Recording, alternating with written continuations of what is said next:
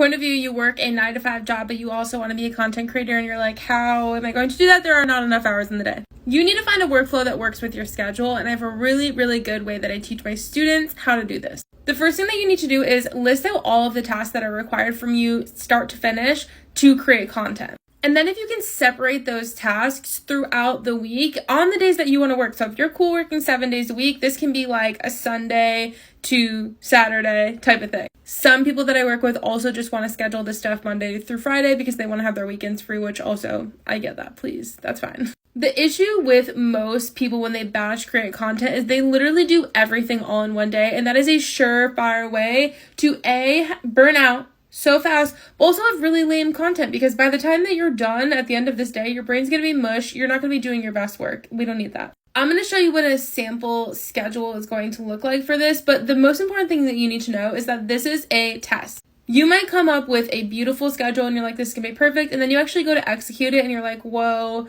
for whatever reason, this just doesn't work for me. And eventually, with all the testing, you'll find a schedule that works. So as an example, for a typical content creator, like this is the full list of tasks, right? And this is the way that you could actually break it down if you wanted to just work Monday through Friday.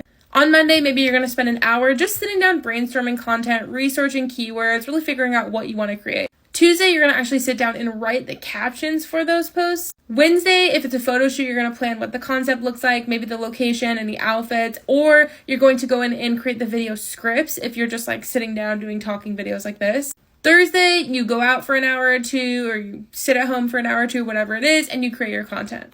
Maybe Friday, you spend some time actually editing and then getting it into your drafts or schedule. They're taking those captions that you created on Tuesday and putting them into the drafts with the video. Now imagine trying to do this whole process in one day. That's typically what people do when they batch create content. Doing everything in one day is not sustainable, and the only way that you're going to find success with this career is if you find a sustainable work process.